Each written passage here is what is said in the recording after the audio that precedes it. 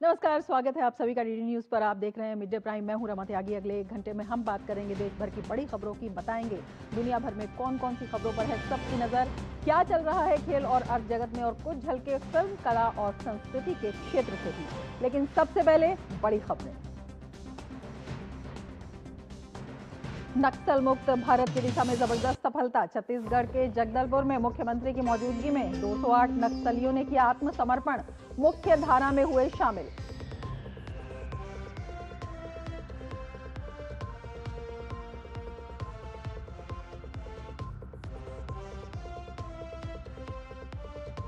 गुजरात में मुख्यमंत्री भूपेंद्र पटेल की नई कैबिनेट का गठन। हर्ष सांघवी ने उप मुख्यमंत्री पद के लिए शपथ। रविंद्र जडेजा की पत्नी रिबाबा को भी मंत्रिमंडल में मिली जगह।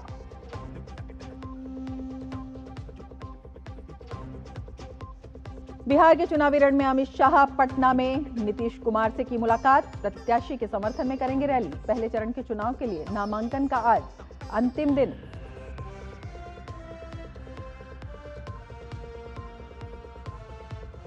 वायुसेना की स्क्वाड्रन में नई जान फूकेगा तेजस। स्वदेशी तकनीक से बने तेजस मार्क आई का रक्षा मंत्री राजनाथ सिंह ने नासिक में किया अनावरण। कहा, तेजी से बदल रहा भारत। डिजिटल अरेस्ट की बढ़ती घटनाओं का सुप्रीम कोर्ट सख्त स्वतः संज्ञान लेते हुए की सुनवाई। कहा, सीबीआई, पुलिस और जजों के नाम पर की जा रही धोखाधड़ी इन संस्थानों और लोगों के विश्वास पर सीधा हमला।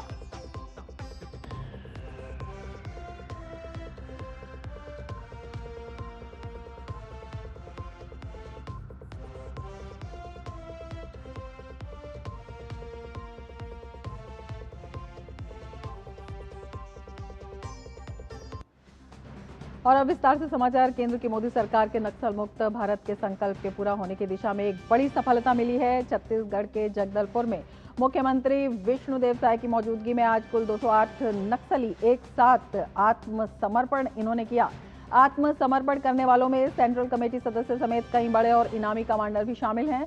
इन नक्सलियों के पास AK-47 और इंसास जैसे 153 अत्याधुनिक हथियार भी सुरक्षा बलों को मिले हैं। सुरक्षा बलों को इन्होंने ये हथियार सौंप दिए हैं।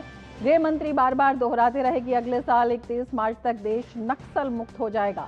इसी प्रण को पूरा करने के लिए केंद्र सरकार ने प्रभावी पुनर्वास नीतियां बनाई हैं। इन नीतियों के अंतर्गत नक्सलियों को मुख्य धारा में शामिल कर एक सम्मानजनक जीवन जीने का अधिकार दिया जा रहा है। तो छत्तीसगढ़ में आज 208 नक्सलियों ने एक साथ आत्मसमर्पण किया है। नक्सलवाद पर अब तक की सबसे बड़ी चोट बताया जा रहा है। मुख्यमंत्री विष्णुदेव साय की मौजूदगी में जगदलपुर में हथियार डाले नक्सलियों ने नक्सलवाद के खिलाफ ये अब तक की सबसे बड़ी कामयाबी बताई जा रही है। कई नक्सली कमांडर भी शामिल हैं। सरेंडर करने वालों में कई बड़े और इनामी कमांडर शामिल हैं। नक्सली सुरक्षा बलों को 153 घातक हथियार भी इन्होंने सौंपे हैं सुरक्षा बलों को। तो ये नक्सल मुक्त भारत का जो सपना है वो साकार होता हुआ दिखाई दे रहा है। छत्तीसगढ़ में आज 208 नक्सलियों ने एक साथ आत्मसमर्पण किया है। एक बड़ी सफलता नक्सल मुक्त अभियान की दिशा में, और इनके साथ अत्याधुनिक हथियार जो हैं बरामद हुए हैं और उनको भी इन्होंने सुरक्षा बलों को सौंप दिया है नक्सलवाद के खिलाफ। ये अब तक की सबसे बड़ी कामयाबी बताई जा रही है। कई बड़े और इनामी कमांडर भी उन नक्सलियों में शामिल हैं जिन्होंने आज सरेंडर किया है। 208 नक्सली छत्तीसगढ़ में जिन्होंने आत्मसमर्पण किया है, सरेंडर किया है और मुख्य धारा में ये शामिल होंगे। अपने आप में नक्सल मुक्त भारत की दिशा में एक बड़ी सफलता केंद्र सरकार लगातार कह रही है। गृह मंत्री लगातार कह रहे हैं मार्च 2026 तक नक्सल मुक्त भारत होगा, और उसी अभियान की दिशा में ये एक बड़ी सफलता बताई जा रही है। एक बड़ी सफलता है छत्तीसगढ़ में जब 208 नक्सलियों ने सरेंडर किया है, आत्मसमर्पण किया है। और इसी पर और ज़्यादा जानकारी के साथ हमारे साथ लेखक और नक्सल विशेषज्ञ राजीव रंजन प्रसाद भी जुड़ चुके हैं। राजीव जी, अगर आप जुड़ चुके हैं, बहुत स्वागत है आपका हमारे कार्यक्रम में। और सबसे पहले आपसे यही जानना चाहेंगे, एक बड़ी सफलता कही जा रही है और किन मायनों में इसे एक बड़ी सफलता कहा जा सकता है, जबकि गृह मंत्री जो हैं वो लगातार कह रहे हैं कि 2026 तक नक्सल मुक्त भारत होगा, उस अभियान को देखते हुए? कई मायनों में बहुत बड़ी सफलता कही जा सकती है। सबसे बड़ी बात यह है कि जो लोग नक्सलवाद को बहुत करीब से जानते हैं, उनको भी कभी ये भरोसा नहीं रहा होगा कि गृहमंत्री जी ने जो तिथि दी थी कि 31 मार्च 2026 तक माओवाद पूरी तरीके से देश भर में समाप्त हो जाएगा, कि इस लक्ष्य को कभी भी हासिल किया जा सकता है। लेकिन अगर 2024 जनवरी के बाद से हम आंकड़ा देखते हैं जो कि प्रशासन की सफलता का है, तो आप आश्चर्य करेंगे कि 2100 से अधिक नक्सली जो है उनके सरेंडर हो चुके हैं, 1785 से अधिक नक्सली गिरफ्तार हुए हैं, 477 से अधिक माओवादी जो है वो मारे जा चुके हैं, और ये सिलसिला लगातार जारी है। और पिछले 2-3 दिनों में तो जो एक के बाद एक जो आज जो देश का सबसे बड़ा नक्सल सरेंडर हुआ है, ये देखने लायक है। और ये बता रहा है कि आप ये अगर जनवरी 2024 से लेकर के अब तक का संकलित आंकड़ा देखें तो साफ हो चुकी है। और कल जब इस बात की घोषणा हुई कि अबूझमाड़ और उत्तर बस्तर क्षेत्र पूरी तरीके से नक्सल मुक्त हो गया है, तब एक बात की स्पष्टता हो जाती है कि माओवादियों ने अपना आधार इलाका पूरी तरीके से खो दिया है। माओवाद तभी जिंदा रह सकता था जब उनके पास अपने सर्वाइवल के लिए गुरिल्ला युद्ध को तभी आगे खींचा जा सकता है जब उनको अपने अस्तित्व के लिए आधार इलाके की उपलब्धता हो। बिल्कुल। अब जब अबूझमाड़ का इलाका पूरी तरीके से उनके जो है चुंगल से बाहर आ चुका है माओवादियों के, तब इस बात में कोई संदेह नहीं रह जाता कि अब जो कुछ भी रह गया है वो थोड़ा बहुत जो उत्तर बस्तर का जो क्षेत्र है, जो कि आंध्र प्रदेश और तेलंगाना से लगा हुआ इलाका है, जिसमें कोंटा, सुकमा और बीजापुर के कुछ हिस्से आते हैं, उनको छोड़ करके शेष जो छत्तीसगढ़ में पूरी तरीके से नक्सल मुक्तता हासिल हो गई है ना। ये बहुत बड़ी बात है। और मैं अभी जो लगातार देख रहा हूं जो अब जो जमीनी स्तर के नक्सली हैं जिन्होंने बंदूक थामी हुई थी, वो पूरी तरीके से माओवाद से बाहर आ जाना चाहते हैं, जबकि केवल जो शहरी कैडर है वही चिट्ठी पत्री कर रहा है, या वही अपने अस्तित्व को किसी तरीके से बनाए रखने या दिखाए रखने की कोशिश कर रहा है, लेकिन पूरी तरीके से उनका किला जो है वो नष्ट हो चुका है। जी बिल्कुल, अब तक की सबसे बड़ी सफलता इसे कहा जा सकता है। और वो इलाके जो कि नक्सलवाद के जनक माने जाते थे, वहां से खत्म होना अपने आप में दिखाता है एक बड़ी राजनीतिक इच्छा शक्ति भी इसमें सरकार की दिखाई दी है। रंजन जी, इच्छा शक्ति तो है ही, बिना राजनीतिक इच्छा शक्ति के ये संभव ही नहीं था। आप देखिए कि एक दौर पे जब हम ये पाते हैं कि पश्चिम बंगाल में जब नक्सलवाद जो चरम पर था, तो उस दौर में राजनीतिक इच्छा शक्ति ने ही चारू मजुमदार को गिरफ्तार किया, और चारू मजुमदार के साथ साथ में पूरी की तरीके से पश्चिम बंगाल से नक्सलवाद से वो पूरा क्षेत्र मुक्त हुआ।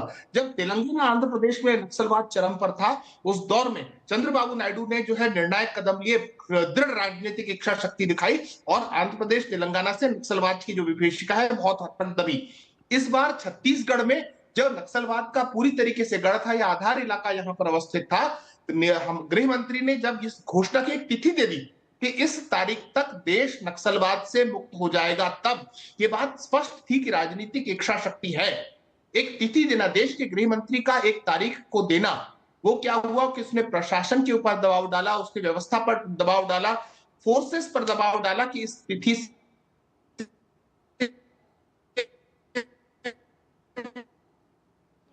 बिल्कुल लगातार जो है सरकार इसमें प्रयासरत रही है, और गन से गवर्नेंस की तरफ बढ़ते हुए ये लोग जो पहले नक्सली थे अब मुख्य धारा में शामिल हो रहे हैं। सरकार की एक बड़ी सफलता इसे कहा जा सकता है, और इसके साथ ही सरकार में जो विश्वास है वो भी दिखाता है अपने आप में। और ये बड़ी सफलता मार्च 2026 तक नक्सल मुक्त भारत अभियान के तहत। रंजन जी, बहुत शुक्रिया हमसे जुड़ने के लिए और तमाम जानकारी हमारे साथ साझा करने के लिए। आगे बढ़ेंगे मिड डे प्राइम में, लेकिन उससे पहले लेते हैं एक ब्रेक। आप देखते रहिए टीवी न्यूज। यशस्वी प्रधानमंत्री नरेंद्र मोदी के मार्गदर्शन में माननीय मुख्यमंत्री योगी आदित्यनाथ के बुलंद इरादों ने बदली है उत्तर प्रदेश की तस्वीर। एमएसएमई और निजी क्षेत्र का उद्योग व्यापार फलने फूलने लगा और 2 करोड़ से अधिक युवाओं को रोजगार मिला।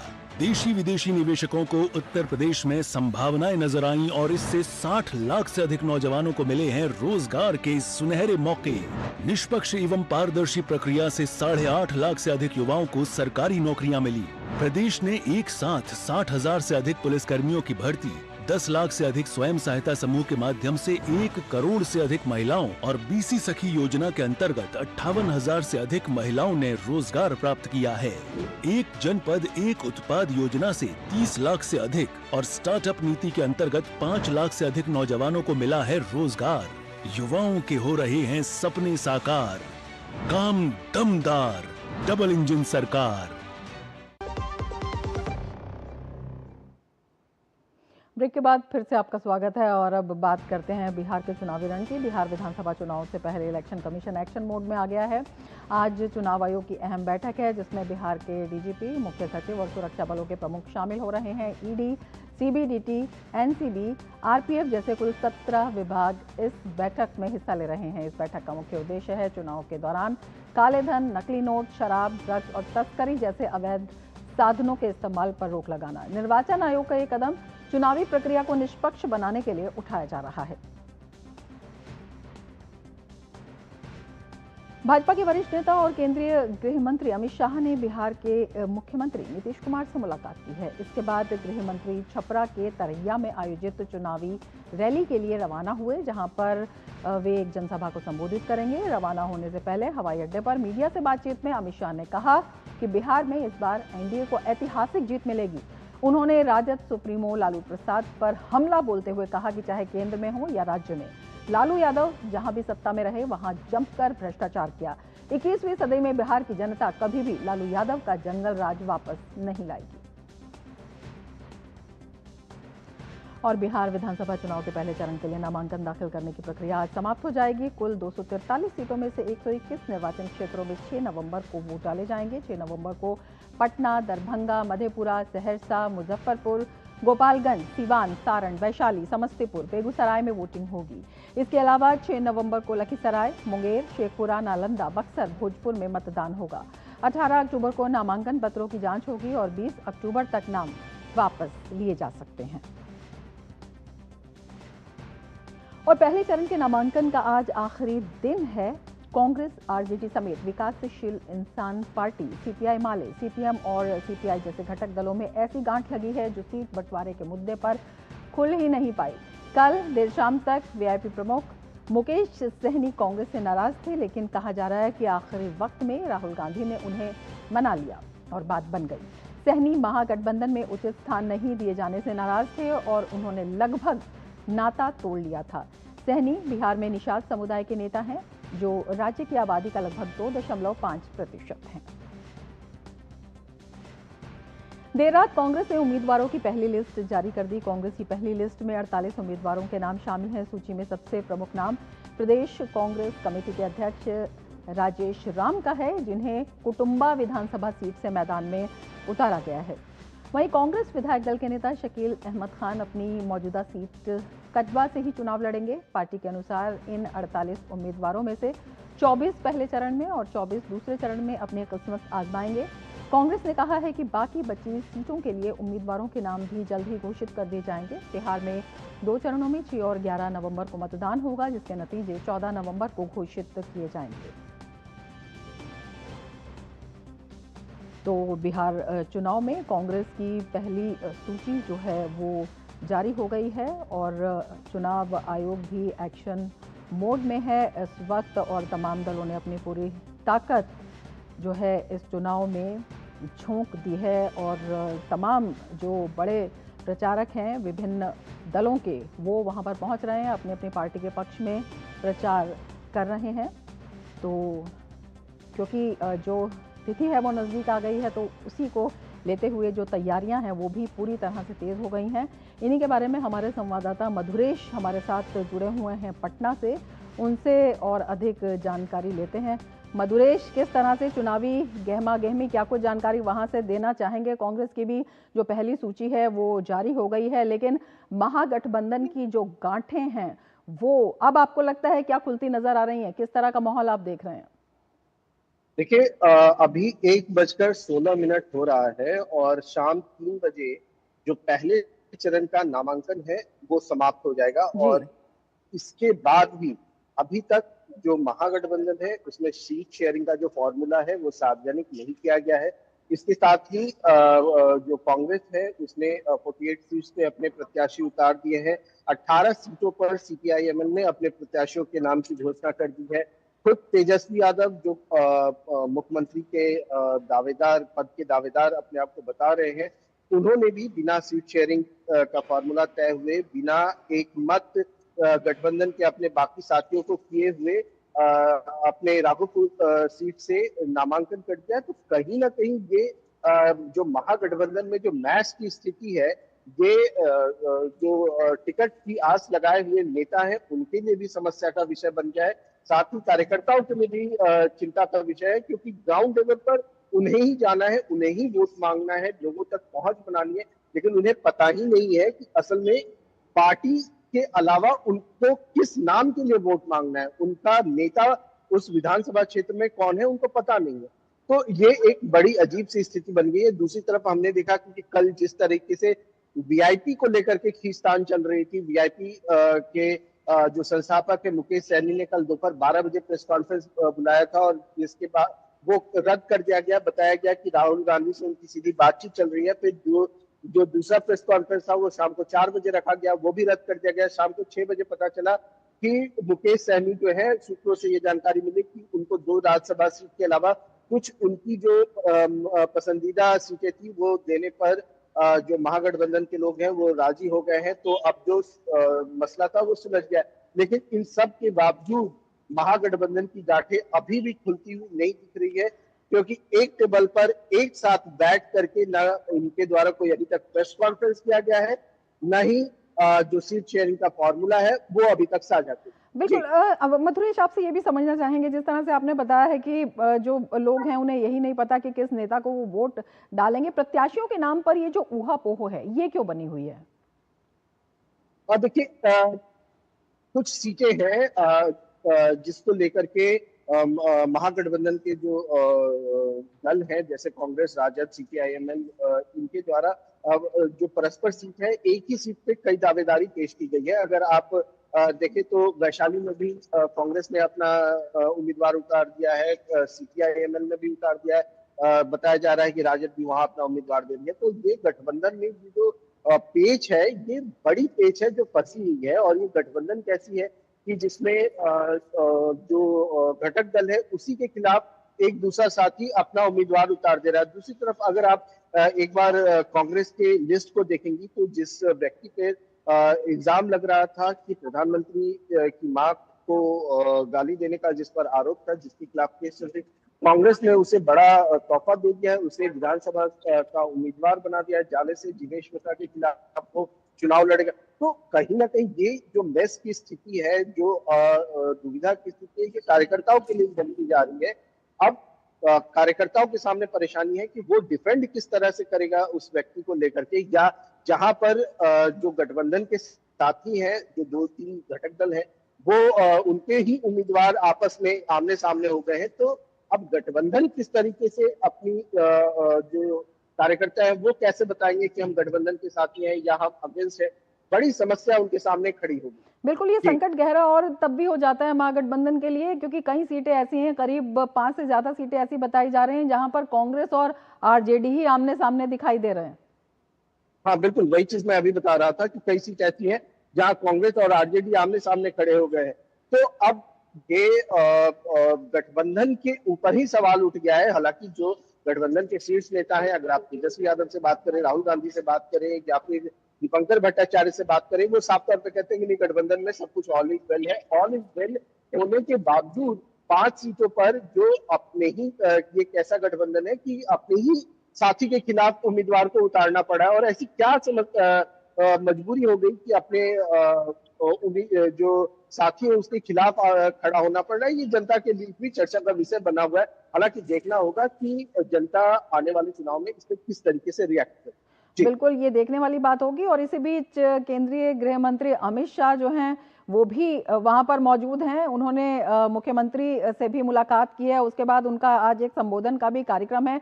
एनडीए जो है अपनी जीत का दावा कर रहा है एक बार फिर से। इसके पीछे किस तरह का कॉन्फिडेंस है, इस कॉन्फिडेंस की क्या वजह है मधुरेश? देखिए, एनडीए कम से कम महागठबंधन से कई मामलों में एक कदम आगे दिख रही है। सीट शेयरिंग का फॉर्मूला एक टेबल पर बैठ करके तय किया गया। बीजेपी के 101 उम्मीदवारों के नाम की लिस्ट आ गई। जदयू ने अपने उम्मीदवारों के नाम की लिस्ट तय कर दी। बाकी जो घटक दल थे उन्होंने भी अपने उम्मीदवारों के नाम की लिस्ट जारी कर दी। तो ये कहीं ना कहीं एक समन्वय की स्थिति दिखाता है। और इसके साथ ही जो टिकट जो बांटे गए हैं उसमें जो इंजीनियरिंग की गई है वो भी एक देखने वाली बात है, खास करके एनडीए की जब हम बात करते हैं तो। और दूसरी तरफ इनके जो शीर्ष नेता है, जो स्टार प्रचारक है, उनकी भी लिस्ट आ गई है। और बिहार में 3 दिनों के दौरे पर बीजेपी के स्टार प्रचारक, जो सबसे बड़े स्टार प्रचारक है अमित शाह, वो भी है। तो ऐसे में जो एनडीए के जो कार्यकर्ता हैं, जो नेता हैं, उनका कॉन्फिडेंस हाई हो गया है। और जो विधानसभा चुनाव है, कहीं ना कहीं इसमें नेताओं का और कार्यकर्ताओं का कहा जाता है कि कॉन्फिडेंस जितना हाई रहेगा वो जमीन पे रिजल्ट उतना बढ़िया बेहतर आएगा, उतना ज्यादा लेगवर्क होगा। और जब लेगवर्क होगा, मैन टू मैन कांटेक्ट बनेगा, तो निश्चित रूप से जो वोट है वो ज्यादा मिलने की संभावना रहती है आमतौर। जी बिल्कुल मधुरेश, आप नजर बनाए रखिए। बहुत शुक्रिया तमाम जानकारी के लिए। और अब बात गुजरात की। गुजरात में भूपेंद्र पटेल सरकार की नई कैबिनेट ने आज शपथ ली है। गांधीनगर के महात्मा मंदिर में आयोजित भव्य समारोह में राज्यपाल आचार्य देवव्रत ने नए मंत्रियों को पद और गोपनीयता की शपथ दिलाई। मुख्यमंत्री भूपेंद्र पटेल की अगुवाई में गठित नई कैबिनेट में कुल 22 विधायकों ने मंत्री पद की शपथ ली है। नए मंत्रिमंडल में पुराने और नए चेहरों का संतुलित मिश्रण देखने को मिला। इस फेरबदल में बीजेपी ने युवा और अनुभवी नेताओं के साथ जातीय और क्षेत्रीय संतुलन साधने की कोशिश की है। सबसे पहले हर्ष संघवी ने शपथ ली। उन्हें राज्य का उप मुख्यमंत्री नियुक्त किया गया है। इसके अलावा जितेंद्र भाई वाघानी, नरेश भाई पटेल, अर्जुन मोडवाडिया, डॉक्टर प्रद्युम्न वाजा और रमन सोलंकी ने भी शपथ ली। वहीं ईश्वर सिंह पटेल, मनीषा वकील और प्रफुल्ल पंसेरिया ने राज्य मंत्री स्वतंत्र प्रभार के रूप में शपथ ली। करीब 7,000 लोगों की मौजूदगी में ये शपथ ग्रहण समारोह हुआ।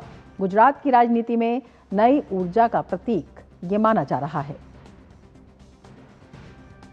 खबर अब उत्तर प्रदेश से। परिजनों के इनकार के बावजूद राहुल गांधी हरिओम वाल्मीकि के घर फतेहपुर पहुंचे। हालांकि इससे पहले हरिओम के परिजनों ने स्पष्ट कर दिया था कि वे राज्य सरकार की कार्रवाई से संतुष्ट हैं और नहीं चाहते कि इस मामले में राहुल गांधी या कोई भी दल राजनीति करे। लेकिन परिजनों के इनकार के बावजूद राहुल गांव तक पहुंचे और परिवार से मुलाकात की। मेरा नाम शिवम वाल्मीकि है। मैं हरिओम वाल्मीकि का छोटा भाई हूँ, जिसकी हत्या रायबरेली में हुई है। मेरे यहाँ सरकार के 2 कैबिनेट मंत्री आए हैं, आर्थिक और घर में नौकरी दी है। मैं सरकार से संतुष्ट हूँ। मेरे भाई की हत्यारों को जेल भेजा गया है। मैं सरकार से संतुष्ट हूँ। मेरे यहाँ राहुल गांधी अन्य पार्टी के नेता राजनीति करने न आए। डिजिटल अरेस्ट स्कैम के बढ़ते मामलों पर सुप्रीम कोर्ट ने सख्त रुख अपनाया है। कोर्ट ने स्वतः संज्ञान लेते हुए डिजिटल अरेस्ट की घटनाओं पर सुनवाई का फैसला किया और साथ ही केंद्र और सीबीआई को नोटिस जारी कर जवाब भी मांगा। देश की सर्वोच्च अदालत ने सुनवाई के दौरान कहा कि सीबीआई, पुलिस और जजों के नाम पर की जा रही धोखाधड़ी इन संस्थानों और लोगों के विश्वास पर सीधा हमला है। इससे पहले अंबाला की एक महिला ने चीफ जस्टिस ऑफ इंडिया को चिट्ठी लिखकर शिकायत की थी कि सुप्रीम कोर्ट का फर्जी आदेश दिखाकर उसे डिजिटल अरेस्ट का शिकार बनाया और उससे 1 करोड़ रुपए की उगाही की गई। सिंगापुर पुलिस ने लोकप्रिय भारतीय गायक जुबिन गर्ग की मृत्यु से जुड़ी ऑनलाइन अफवाहों और अटकलों को लेकर आधिकारिक बयान जारी किया है। पुलिस ने स्पष्ट किया है कि मामले की जांच अभी जारी है और प्रारंभिक जांच में किसी प्रकार की आपराधिक साजिश या फाउल प्ले का संकेत नहीं मिला है। पुलिस ने कहा है कि ये जांच सिंगापुर के हॉर्नेस एक्ट 2010 के तहत की जा रही है। जब जांच पूरी हो जाएगी तब जांच की रिपोर्ट सौंपी जाएगी। सिंगापुर पुलिस ने कहा कि जांच की अंतिम रिपोर्ट सार्वजनिक की जाएगी। सिंगापुर पुलिस ने यह भी जानकारी दी कि 1 अक्टूबर 2025 को भारत सरकार के अनुरोध पर ऑटोप्सी रिपोर्ट और प्राथमिक जांच के निष्कर्ष भारत के उच्चायोग को सौंपे जा चुके हैं। पुलिस ने जनता से अपील की है कि वे सोशल मीडिया पर झूठी या अप्रमाणित जानकारी न फैलाएं और जांच प्रक्रिया को पूरा होने का समय दें। उनका कहना है कि वे इस मामले में व्यावसायिकता और निष्पक्षता से पूरी जांच कर रहे हैं। दिवाली और धनतेरस के लिए अब कुछ ही दिन बाकी हैं। ऐसे में भगवान श्री राम की जन्मस्थली अयोध्या पूरे जोर शोर से एक नया रिकॉर्ड बनाने की तैयारी में जुट गई है। इसके तहत अयोध्या में आज से 3 दिवसीय दीपोत्सव की शुरुआत हो रही है, जिसमें 30 लाख से अधिक दीप प्रज्वलित कर नया रिकॉर्ड बनाने की तैयारी है। इसके अलावा शहर को लेजर शो, रंग बिरंगी लाइटों और आतिशबाजी से रोशन किया जाएगा। वहीं दीपोत्सव की शुरुआत के साथ ही अयोध्या के कुम्हार परिवारों के घरों में भी खुशहाली का माहौल है। इस आयोजन को सफल बनाने के लिए बड़े स्तर पर मिट्टी के दीपक बनाए जा रहे हैं। अयोध्या में आयोजित दीपोत्सव में कई वीआईपी समेत भारी संख्या में लोग पहुंचेंगे। ऐसे में प्रशासन के द्वारा सुरक्षा की कड़ी व्यवस्था की गई है। इलाके के डीएम और एसएसपी ने अयोध्या में घाटों पर व्यवस्थाओं का निरीक्षण किया। इस मौके पर एसएसपी ने कहा कि आगंतुकों की सुगमता को ध्यान में रखते हुए सुरक्षा के पुख्ता इंतजाम किए गए हैं।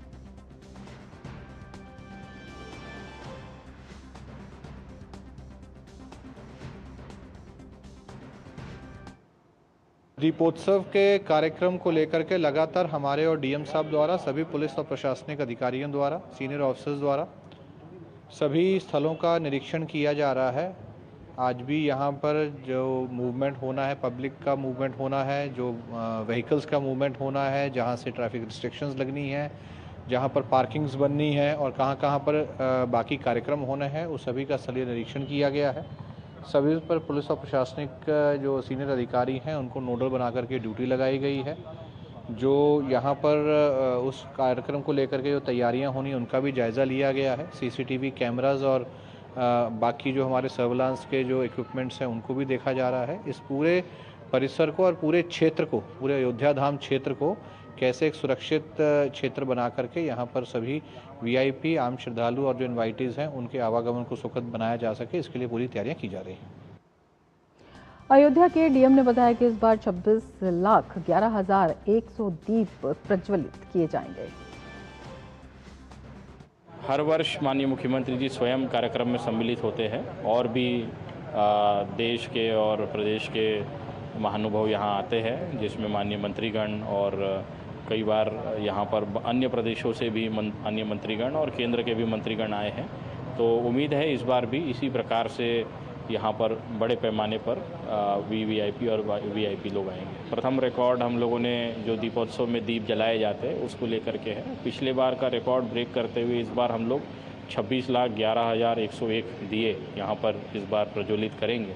इसी प्रकार से सरयू जी की आरती पिछले बार हम लोगों ने कराई थी, उस रिकॉर्ड को भी पुनः विस्थापित किया जाएगा और इस बार हम लोग 2101 यहाँ पर लोगों द्वारा आरती करवाएंगे माँ सरयू जी की।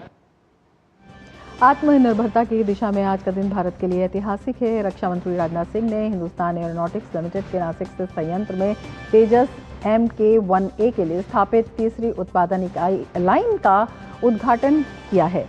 इस दौरान रक्षा मंत्री ने HTT-40 ट्रेनर LCA तेजस मार्क 1A के लिए HAL विनिर्माण सुविधा का भी दौरा किया। रक्षा मंत्री राजनाथ सिंह ने उत्पादन लाइन का उद्घाटन के साथ साथ कर्मचारियों और अधिकारियों से भी मुलाकात की, जहां रक्षा मंत्री को तेजस के साथ उनकी फोटो वाला फ्रेम भी मोमेंटो के तौर पर भेंट किया गया।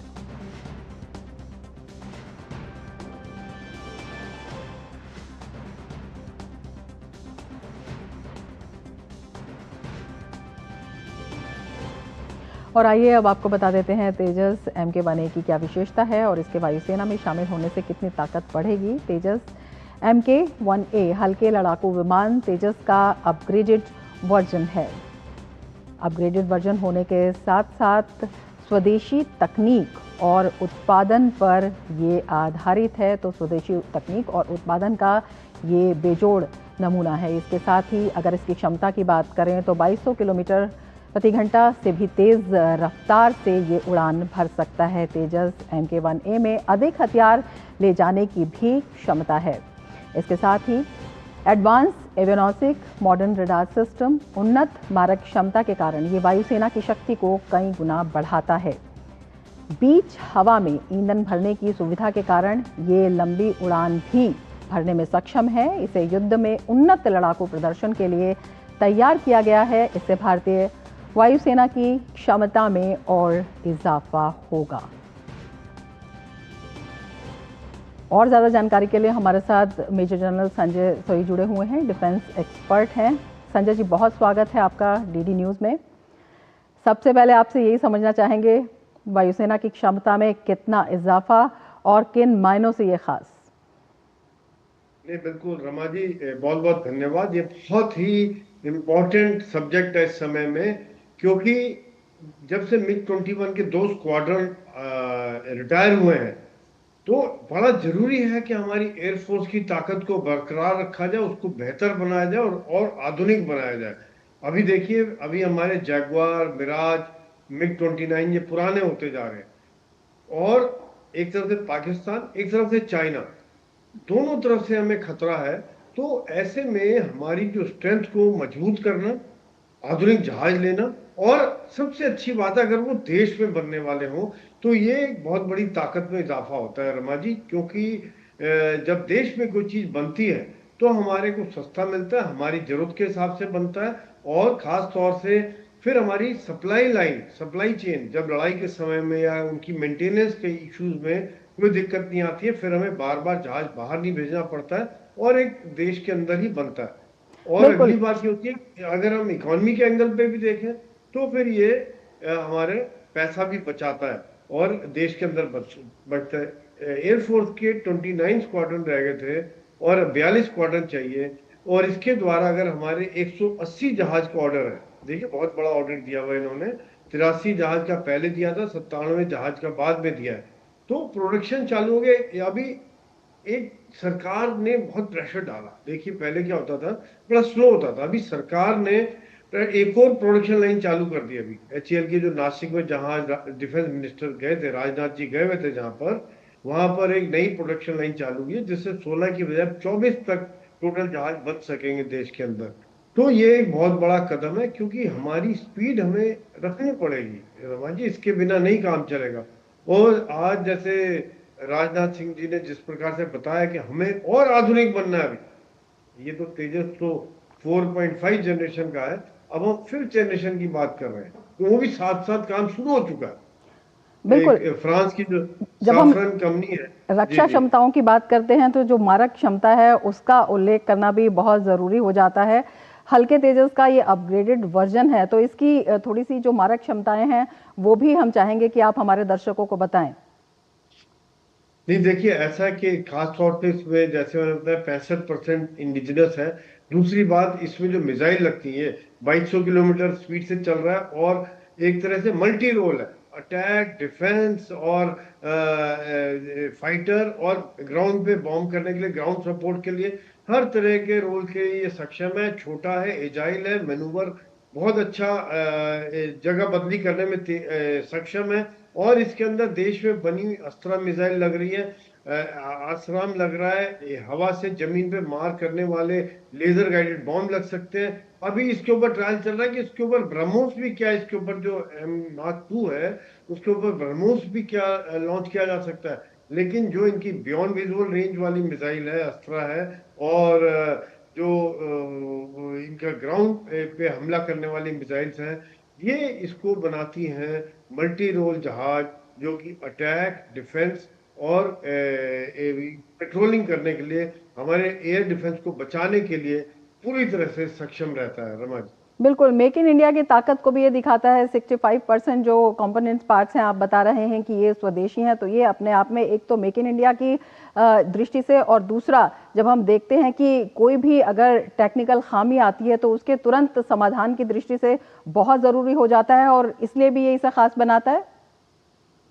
नहीं, बिल्कुल, क्योंकि आप देखिए कि जब भी जहाज को एक पीरियोडिकल मेंटेनेंस चाहिए होती है, उसके कुछ घंटे उड़ने के बाद वो समय निर्धारण होता है, हर एक जहाज का अलग अलग होता है, इसका भी डी क्लास नहीं किया गया है, तो वो उतने घंटों के बाद उनकी सर्विसिंग चाहिए। अब सर्विसिंग के लिए हमारे यहाँ नहीं है, तो वो फिर बाहर जाएगा। और अच्छी बात यह है कि देश में होने से हमारा इमरजेंसी सर्विसेज 24 घंटे हो सकता है, रिपेयर हो सकता है, कोई डैमेज हो उसको ठीक किया जा सकता है, और बाद में इसके अपग्रेडेशन में भी, क्योंकि बेसिक काम हो गया, जैसे अभी इसी के बाद फिर Mark 2 के ऊपर काम चलेगा। तो ये सब चीजें देखते हुए एक इंफ्रास्ट्रक्चर डेवलपमेंट हो जाता है, जिसको इकोसिस्टम कहते हैं। यानी कि आज हमारे यहाँ इसके ऊपर रडार भी लग रहा है, ऐसा अवार्ड रडार जो उत्तम रडार है भारत का बना हुआ, वो भी इसके ऊपर लग रहा है, जैमिंग सिस्टम लग रहे हैं। ये सब जब देश में बनता है, साथ साथ जैसा मुझे बताया गया कि ये एल&टी और टाटा भी मिलकर काम कर रहे हैं, यानी खाली एचएल ने एक पब्लिक सेक्टर ही नहीं, प्राइवेट सेक्टर को भी कुछ हिस्सों पुर्जों के लिए इन्होंने इन्वॉल्व किया है। और अगली बात यह है कि जब ये इतनी बड़ी एक इंडस्ट्री लगती है तो बहुत सी छोटी छोटी इंडस्ट्री बहुत फलती फूलती है, बहुत छोटी छोटी, कोई इसका कोई छोटे पार्ट बना रहा है, कोई फ्यूजलेस बना रहा है, कोई इसका टायर्स का सस्पेंशन सिस्टम बना रहा है, कोई इसका गाइडेंस सिस्टम बना रहा है, कोई इलेक्ट्रॉनिक्स का बना रहा है। वो उसको असेंबल करके जब देश में बनता है तो देखिए एम्प्लॉयमेंट जनरेशन होता है, हमारा फॉरेन एक्सचेंज होता है। और आज जो भारत सोच रहा है कि not for make for India बल्कि मेक फॉर वर्ल्ड, यानी कि दुनिया के लिए हमने बनाना है कि इसको एक्सपोर्ट भी करने में सक्षम रहे। आज जब हम कई बार JF-17 जो चाइना का है उससे कंपेयर करते हैं तो बहुत सी बातों में ये उससे बेहतर होता है। हालांकि इसका हमारा स्टार्ट लेट हुआ है, कुछ इंजन की प्रॉब्लम की वजह से और लेट हुआ, लेकिन जब हम क्वालिटीज देखते हैं तो चाइना के JF-17 से काफी बेहतर है, क्योंकि उसका लोग देख चुके हैं कैसे उसकी बॉडी में क्रैक्स डेवलप हो रहे हैं, कैसे उसके मेंटेनेंस के इशू आ रहे हैं। वो भी रशियन इंजन के ऊपर डिपेंडेंट है, रशियन पार्ट्स के ऊपर डिपेंडेंट है। तो यहाँ पे कई जो मारक क्षमता में हमारे मैन्यूवरेबिलिटी ज्यादा है, इसकी रेंज ज्यादा है, एयर टू एयर रिफ्यूलिंग है इसमें, ये सब देखते हुए ये चाइना के JF-17 से काफी बेहतर है। और इस समय में एयरफोर्स को बहुत जरूरत थी एक्चुअली में। रमा जी, हम थोड़ा लेट है वैसे, फ्रैंकली मैं सच बता रहा हूँ, लेकिन अभी भी हमने स्पीड जैसे पकड़ी है, जिस प्रकार से तीसरा प्लांट इनॉग्रेट कर दिया नासिक में, ताकि स्पीड चाहिए बनाने के लिए, पूरा करना है। आज हम सुरक्षा के मामले में चूक नहीं कर सकते हैं, तो सरकार इसके लिए सजग है। और जिस प्रकार से बात साथ साथ फिफ्थ जनरेशन की बात चल रही है, सैफरॉन के साथ अगला इंजन बनाने की बात चल रही है, वो भी देश में बनेगा, जो फ्रांस की कंपनी है सैफरॉन। तो ये देखते हुए इस समय में बहुत जरूरी है कि जो हमारा सिस्टम डेवलप हो रहे हैं देश के अंदर और जो आधुनिक जहाज आता है, ये सुरक्षा को ध्यान में रखते बड़ा जरूरी है। रमा जी, बिल्कुल, इसके साथ ही जो आयात पर निर्भरता है वो भी कम होगी। आप बता रहे हैं कि ये एक्सपोर्ट भी किए जा सकेंगे, तो अपने आप में जो देश की अर्थव्यवस्था है उस पर भी एक बड़ा असर इससे पड़ने वाला है। जो क्वालिटी है वो तो है ही, क्योंकि स्वदेशी का विश्वास है वो इसमें शामिल है। तो रमा जी, ऐसा है कि देखिए इस समय में डिफेंस इंडस्ट्री का प्रोडक्शन पिछले 5 सालों में डबल हो गया, और इस समय में पिछले साल जैसे आप बता रही हैं कि 21,000 करोड़ से ज्यादा का एक्सपोर्ट किया गया था, और अभी सरकार कह रही है कि 2030 तक 50,000 करोड़ ले जाना है। सरकार सजग है इस मामले में, क्योंकि इससे फॉरेन एक्सचेंज आएगा, हमारे देश में नौकरी आएगी, हमारे देश के जो इंजीनियर्स हैं, जो इंडस्ट्री है, मैन्युफैक्चरिंग सेक्टर है, इसको ग्रोथ मिलेगा और इकोनॉमी ग्रो होगी। जब एक बनती है कोई चीज तो बहुत जबरदस्त, कोई ट्रांसपोर्टेशन है, कोई हमारा इलेक्ट्रॉनिक्स बना रहा है, कोई मेटलर्जी पे काम कर रहा है, कोई इंजन बना रहा है, कोई टायर बना रहा है, कोई सस्पेंशन बना रहा है, कितनी एम्प्लॉयमेंट जनरेट होती है, इकोनॉमी चलती है। अमेरिका की इकोनॉमी हथियारों के एक्सपोर्ट भी चलती है, उनका और कुछ है नहीं ज्यादा, यही एक्सपोर्ट करते हैं वो ज्यादा। तो आज बड़ा जरूरी है, इस क्षेत्र में हम अभी भी पीछे हैं, लेकिन जो सरकार के द्वारा शुरुआत की गई है 2014 के बाद से, और खास तौर से रमा जी में 2016 में जब मनोहर पर्रिकर जी रक्षा मंत्री थे, तब मैं सर्विस में था, तब ये शुरू हुआ था प्राइवेट सेक्टर को लेना, प्राइवेट सेक्टर को लेना, IITs को लेना।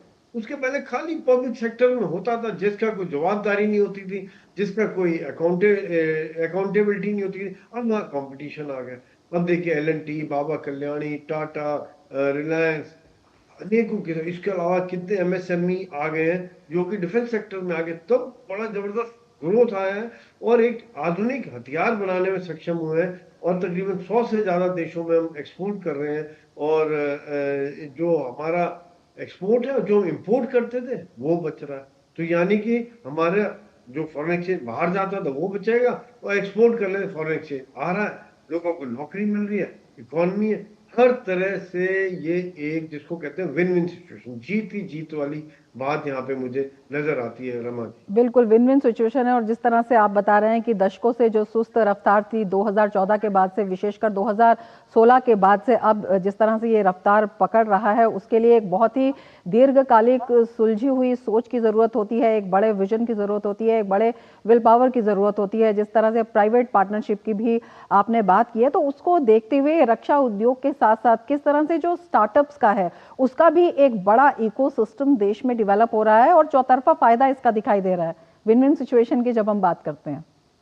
नहीं बिल्कुल, देखिए ऐसा है कि जब ये आप बहुत अच्छा पॉइंट लाए हैं, क्योंकि एक तो प्राइवेट सेक्टर को लेके आए हैं। अब पहले क्या होता था, सिर्फ पब्लिक सेक्टर में डिपेंडेंट होता था। अभी भी 4 महीने पहले फिर सरकार ने एक बात और कही है कि अभी कोई प्रेफरेंशियल नहीं होगा, प्राइवेट सेक्टर को भी इक्वल प्लेइंग दिया जाएगा। पहले जो भी ऑर्डर होता, अब जैसे HAL को ऑर्डर मिल रहा है, लेकिन आगे हो सकता है प्राइवेट सेक्टर भी बड़ा बन जाए। आज इतना बड़ा कोई है नहीं कंपनी, लेकिन वो भी बन जाए तो वो आ जाएंगे। जैसे शिप बिल्डिंग में L&T है, या फिर गन्स बनाने में बाबा कल्याणी है, रिलायंस है, टाटा है, ये जो ग्रुप बना रहे हैं, गाड़ियां बना रहे हैं। तो दूसरे स्टार्टअप 1.5 लाख से ज्यादा स्टार्टअप हो गए। और इसमें जब छोटे छोटे पुर्जे बनाने में MSME और SME का काफी रोल रहता है, और खास तौर से जो हमारे इंजीनियर्स हैं, ये बहुत बड़ा रोल अदा करते हैं। और रमा जी, मैं आपके चैनल के थ्रू एक बात और कहना चाहूंगा, हमारे जो युवा हैं, देश आज हमारा यंग देश है, हमें एक बेसिक साइंस की तरफ भी ध्यान देना है, एक रिसर्च माइंड लेके आना है कि क्या कोई अलग चीज करें, किस प्रकार से नया करें, और वो एक गेम चेंजर साबित हो जाता है। जैसे आज देखिए ड्रोन्स एक है, ड्रोन्स ने लड़ाई का एक चेंज कर दिया। अब देश में, मैं जैसे बातचीत पता चला था, डिफेंस मिनिस्ट्री में हमारा डिस्कशन हुआ था, कुछ बातचीत हुई थी, तो वहां पे है कि पूरे प्राइवेट सेक्टर को बुलाया हुआ है। ड्रोन, एंटी ड्रोन सिस्टम, आप बताइए क्या बना सकते हैं, क्या आधुनिक ड्रोन बना सकते हैं, चाहे रैकी के लिए, सर्विलेंस के लिए, कामिकाज़े ड्रोन फायरिंग करने के लिए, एंटी ड्रोन सिस्टम जमीन से, हवा से, लेजर से फायरिंग करके क्या क्या। ये देखिए पाकिस्तान का एक भी हमने पूरा 100% डिस्ट्रॉय कर देते, उनका कोई डैमेज नहीं कर पाए, तो हमारे सफल हुए थे। तो यहाँ पे सरकारी पे डिपेंडेंट ना होके, क्योंकि हमारे युवाओं में बड़ा ज्ञान है, युवाओं के अंदर एनर्जी है, एक अलग सोच रहे कि टेक्निकल में मैं और आप नहीं सोच सकते। ये जो नई चीज लेके आते हैं, इलेक्ट्रॉनिक्स हो गया, कम्युनिकेशन हो गया, जो सॉफ्टवेयर हो गए, ये जो डेवलप करते हैं, वो एक बड़ी कमाल के रिजल्ट ये लोग लेके आ रहे हैं। और देश के अंदर क्रांति सी आ गई है प्राइवेट सेक्टर के द्वारा, खासतौर से छोटी यूनिट है, इनके द्वारा एक बहुत बड़ी क्रांति आ गई कि चेंज हो रहा है, और देश की सुरक्षा के लिए जो बहुत जरूरी है। रमा जी, बिल्कुल, केवल रक्षा क्षेत्र में ही नहीं, तमाम क्षेत्रों में सशक्तिकरण कर रहा है तेजस MK1A, और तमाम जो सरकार के प्रयास हैं। बहुत शुक्रिया इन सब के बारे में हमारे दर्शकों को बताने के लिए। और अब बात करते हैं GST बचत उत्सव की।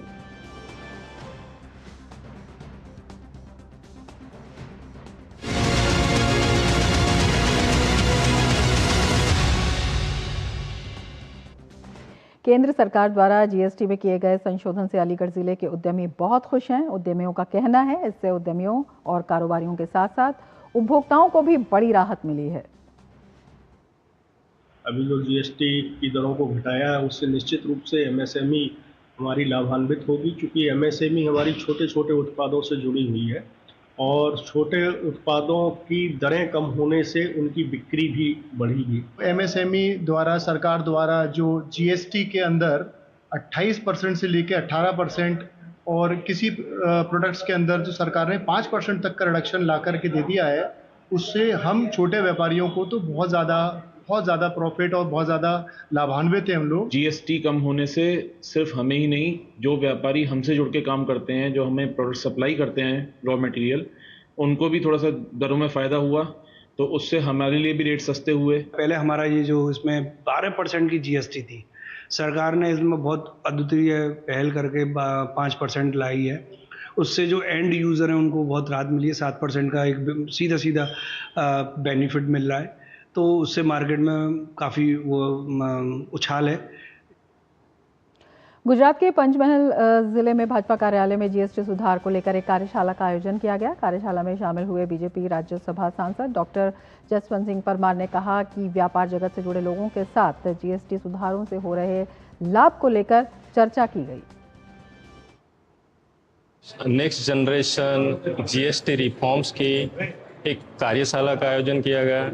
इसके अंतर्गत शहर के और आसपास के व्यापारी लोग और व्यापारी मंडल के जो पदाधिकारी थे वो यहाँ पे आए और उनके साथ जिन जिन चीज़ों में जीएसटी को रिड्यूस किया गया है, जो स्लैब रिड्यूस किया गया है, उसके बारे में चर्चा की गई।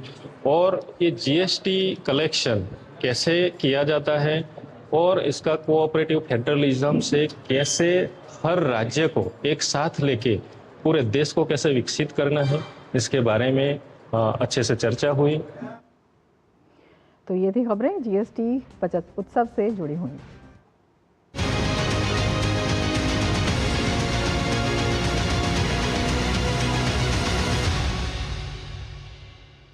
आगे बढ़ेंगे। जूनागढ़ नगर निगम ने शॉपिंग फेस्टिवल विकास सप्ताह 2025 स्वदेशी मेले का आयोजन किया, जिसमें बड़ी संख्या में स्वयं सहायता समूहों ने विभिन्न हस्त निर्मित वस्तुओं का प्रदर्शन किया, जहां दिवाली के अवसर पर घर की सजावट से लेकर सभी प्रकार की घरेलू वस्तुएं प्रदर्शन और बिक्री के लिए रखी गई हैं।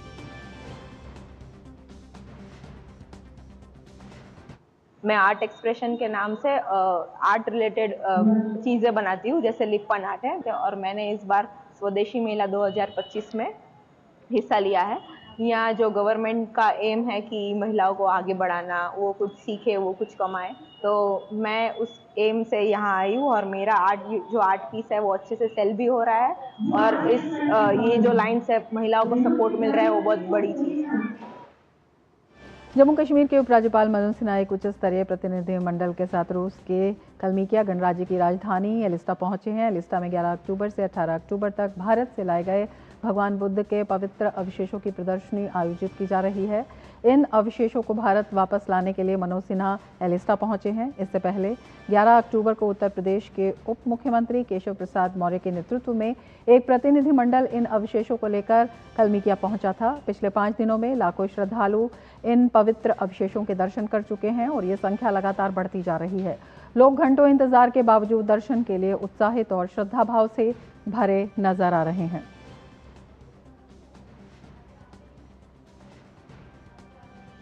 और अब देखते हैं खेल की खबरें।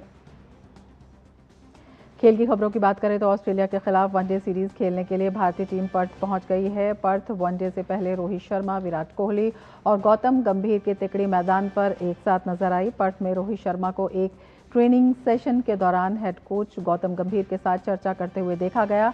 इस सेशन में रोहित शर्मा ने विराट कोहली के साथ नेट्स पर बल्लेबाजी भी की। रोहित शर्मा और विराट कोहली दोनों ही दिग्गजों ने लगभग आधे घंटे तक बल्लेबाजी की। भारतीय टीम 29 अक्टूबर से शुरू होने वाली 3 वनडे और 5 T20 मैचों की सीरीज के लिए पर्थ पहुंची है। सीरीज का पहला मैच पर्थ में 19 अक्टूबर को खेला जाएगा। इसके बाद दूसरा मैच 23 अक्टूबर को एडिलेड और तीसरा और अंतिम वनडे 25 अक्टूबर को सिडनी में होगा। वनडे सीरीज के बाद भारत और ऑस्ट्रेलिया के बीच 29 अक्टूबर से 5 मैचों की T20 सीरीज खेली जाएगी। ऑस्ट्रेलिया महिला क्रिकेट विश्व कप के सेमीफाइनल में जगह पक्की करने वाली पहली टीम बन गई है। कल खेले गए मैच में ऑस्ट्रेलिया ने बांग्लादेश के खिलाफ एक तरफा जीत हासिल की। बांग्लादेश ने ऑस्ट्रेलिया को जीत के लिए 199 रन का लक्ष्य दिया था। सलामी बल्लेबाजों एलिसा हिली और फोएबे लिचफील्ड की जोड़ी ने 24.5 ओवर में टीम को 10 विकेट से जीत दिला दी। ऑस्ट्रेलिया ने 5 मैचों में 4 जीत और रद्द मैच से 1 अंक लेकर 9 अंक हासिल किए। बांग्लादेश की 5 मैचों में ये चौथी हार थी। हार के साथ ही बांग्लादेश के सेमीफाइनल खेलने की संभावना लगभग खत्म हो गई है।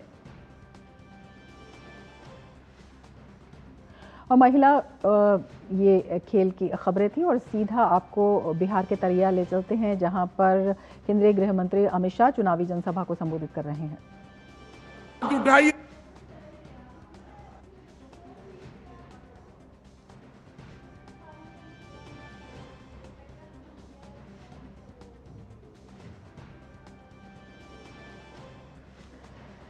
और अब रुक कर लेते हैं अगली खबर का। भारत के शीर्ष बैडमिंटन खिलाड़ी लक्ष्य सेन और सात्विक साईराज रंकीरेड्डी चिराग शेट्टी की जोड़ी ने डेनमार्क ओपन बैडमिंटन टूर्नामेंट के क्वार्टर फाइनल में जगह बना ली है। लक्ष्य सेन ने पुरुष एकल रैंकिंग में दूसरे स्थान पर काबिज एनिस एंटोनसन को 53 मिनट में 21-13, 21-14 से हराकर क्वार्टर फाइनल में प्रवेश किया। ये लक्ष्य सेन की एंटोनसन के खिलाफ 8 मैचों में तीसरी जीत रही। वहीं पुरुष युगल वर्ग में सात्विक साईराज रंकीरेड्डी और चिराग शेट्टी की जोड़ी ने भी शानदार प्रदर्शन करते हुए चीनी ताइपे के ले जे हुई और यांग पुशुआन को 21-19, 21-17 से हराकर क्वार्टर फाइनल में जगह बनाई है। इस जीत के साथ भारतीय जोड़ी ने ली जे हुई यांग पुशुआन के खिलाफ अपना हेड टू हेड रिकॉर्ड 5-0 कर लिया। वहीं ध्रुव कपिला और तनिषा क्रास्टो को वॉकओवर मिलने के बाद मिक्स्ड डबल्स के राउंड ऑफ 16 में प्रवेश मिल गया। 5वें खेलो इंडिया यूनिवर्सिटी गेम्स 2025 राजस्थान के 7 शहरों जयपुर, अजमेर, उदयपुर, जोधपुर, बीकानेर, कोटा और भरतपुर में 24 नवंबर से 5 दिसंबर 2025 तक आयोजित किए जाएंगे। इस 12 दिवसीय प्रतियोगिता में 23 मेडल इवेंट और एक प्रदर्शनी खेल खो-खो होगा। इस साल बिहार में आयोजित खेलो इंडिया यूथ गेम्स की तरह यूनिवर्सिटी गेम्स भी पूरे राजस्थान में फैले होंगे। प्रतियोगिता में 5000 से अधिक एथलीटों के भाग लेने की संभावना है।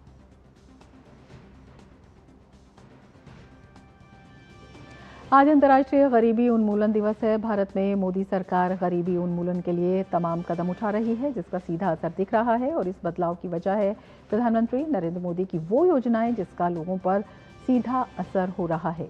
इन्हीं कदमों की वजह से भारत गरीबी मिटाने की एक नई कहानी लिख रहा है। इस रिपोर्ट को देखिए कैसे आज भारत न सिर्फ गरीबी दूर कर रहा है बल्कि विकसित भारत की नींव को भी मजबूत कर रहा है। अंतर्राष्ट्रीय गरीबी उन्मूलन दिवस यानी वो दिन जब पूरी दुनिया ये याद करती है कि गरीबी सिर्फ आर्थिक कमी नहीं बल्कि अवसरों की कमी भी है। आज ही के दिन 17 अक्टूबर 1987 को पेरिस में 1 लाख से अधिक लोग गरीबी, हिंसा और भूख के शिकार लोगों को सम्मान देने के लिए एकजुट हुए थे।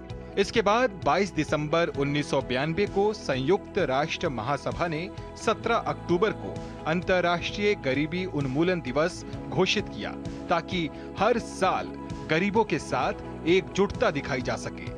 अगर बात भारत की करें तो आज भारत के लिए ये दिन सिर्फ औपचारिकता नहीं बल्कि एक उपलब्धि की कहानी है, क्योंकि बीते कुछ सालों में भारत ने गरीबी घटाने में वो कमाल कर दिखाया है जो पहले असंभव माना जाता था। 2014 में जब प्रधानमंत्री मोदी सत्ता में आए तो उनके सामने सबसे बड़ी चुनौती थी कि कैसे देश के करोड़ों लोगों को गरीबी की दलदल से बाहर निकाला जाए। और अब सीधे बिहार के तरैया में ले चलते हैं जहां पर अमित शाह चुनावी जनसभा को संबोधित कर रहे हैं। और भिखारी ठाकुर जी को हृदय पूर्वक प्रणाम कर कर श्रद्धांजलि देना चाहता हूं। भाइयों बहनों, मुझे मंच पर रूडी जी पूछ रहे थे कि हम तो सीधा नॉमिनेशन से आए हैं, आप आज ही क्यों आ गए? मैंने कहा, जिस प्रचार की शुरुआत सारण से होती है उसमें विजय ही विजय आगे मिलता है। और अगर लालू के जंगल राज के खिलाफ लड़ने का संकल्प लेना हो, पूरे बिहार के युवाओं को 20 साल पहले ये लालू राबड़ी ने किस प्रकार से बांध में लेकर रखा था बिहार को, वो याद कराना हो तो छपरा सारण की भूमि से उचित जगह पूरे बिहार में और कोई नहीं है। और एनडीए का जो लड़ाई है, नीतीश कुमार जी का जो लड़ाई है, वो लड़ाई उस वक्त भी लालू के जंगल राज के खिलाफ थी और आज भी जंगल राज के विचार के खिलाफ हमारा लड़ाई है। और भाइयों बहनों, जिस प्रकार का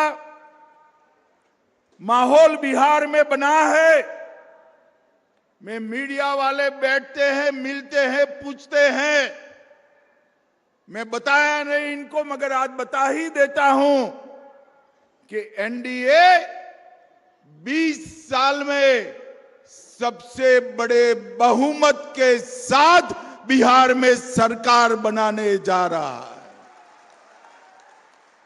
हम बिहार में नीतीश कुमार जी के नेतृत्व में लड़ रहे हैं और देश भर में हमारे यशस्वी प्रधानमंत्री नरेंद्र मोदी जी एनडीए का नेतृत्व कर रहे हैं। भाइयों बहनों, इस बार बिहार वालों को 4 दीपावली मनाने का मौका मिल रहा है। अरे भैया, आप ताली बजा रहे हो, पूछो तो कहीं कौन सी 4 दीपावली? मैं बता दूं क्या? देखो, पहली दीपावली जब प्रभु श्री राम वनवास समाप्त कर अयोध्या लौटे थे, वो दीपावली कुछ दिनों के बाद आएगी जो आप मनाएंगे। दूसरी दीपावली अभी अभी समाप्त हो गई। बिहार की हर जीविका दीदी के अकाउंट में नीतीश जी और मोदी जी ने 10,000 रुपया जमा करा दिया है। 10,000 रुपया। छठ मैया की पूजा और दीपावली के दिन बिहार की माताओं बहनों को उनके अकाउंट खाली न रहे, इसकी व्यवस्था करी। तीसरी दीपावली जीएसटी के हर चीज जो हम सब के लिए उपयोगी हो, ऐसे 395 चीजों में जीएसटी का टैक्स 5%, 5% और 0%, 0% करने का काम नरेंद्र मोदी जी ने किया। ये हो गई 3 दिवाली। और चौथी दीपावली सबसे बड़े रिकॉर्ड के साथ, जब 14 अक्टूबर को, यहां 14 नवंबर को जब यहां पर मतगणना हो जाएगी, ये लालू राहुल एंड कंपनी का सुपड़ा साफ हो जाएगा। तब चौथी दीपावली मनाना। मुझे बताओ भाई, ये संपूर्ण क्रांति की भूमि वाले चारों दीपावली से सहमत है या नहीं है? मगर देखना सारण वालों, चौथी दीपावली मनाना है तो इस पंथक की 10 सीटों पर एनडीए को जिताना है। एनडीए को जिताना है। तो केंद्रीय गृह मंत्री अमित शाह का संबोधन आप देख रहे थे बिहार के तरिया से। इसके साथ ही मिड डे प्राइम में फिलहाल इतना ही। दीजिए इजाजत। नमस्कार।